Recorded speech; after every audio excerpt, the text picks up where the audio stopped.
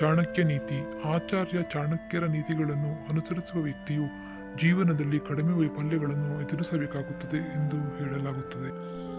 ಮೊದಲನೆಯದಾಗಿ, ಮೂರ್ಖನಿಗೆ ಸಹಾಯ ಮಾಡಬೇಡ. ಆಚಾರ್ಯ ಚಾಣಕ್ಯನ ಪ್ರಕಾರ ಒಬ್ಬ ಮೂರ್ಖನಿಗೆ ಸಹಾಯ ಮಾಡಬಾರದು. ಒಬ್ಬ ಮೂರ್ಖ ವ್ಯಕ್ತಿಗೆ ಎಂದಿಗೂ ಬುದ್ಧಿವಂತಿಕೆ ಮಾತುಗಳನ್ನು ಹೇಳಬಾರದು.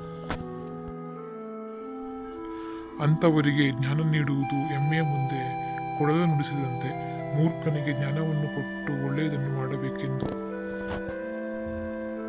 ನಾವು ಯೋಚಿಸುತ್ತೇವೆ. ಆದರೆ ಮೂರ್ಖನಿಗೆ ಇದು ಅರ್ಥವಾಗುವುದಿಲ್ಲ. ಜನರು ವ್ಯರ್ಥವಾಗಿ ವರ್ತಿಸುತ್ತಾರೆ. ದುಷ್ಟ ಮಹಿಳೆಯರಿಂದ ದೂರವಿರಿ. ಚಾಣಕ್ಯ ನೀತಿಯ ಪ್ರಕಾರ ದುಷ್ಟ ಮಹಿಳೆಯರಿಂದ ಯಾವಾಗಲೂ ಅಂತರ ಕಾಯ್ದುಕೊಳ್ಳಬೇಕು.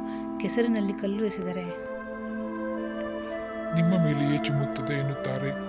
ಅದೇ ರೀತಿಯಲ್ಲಿ ದುಷ್ಟ ಮಹಿಳೆ ನಿಮ್ಮ ಇಮೇಜನ್ನು ಹಾಳು ಮಾಡಬಹುದು.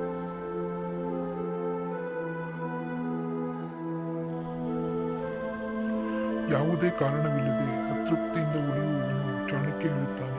ಸ್ವಂತ ಅತೃಪ್ತರಾಗಿರುವವರಿಗೆ ದೇವರು ಸಹ ಸಹಾಯ ಮಾಡಲಾರನು.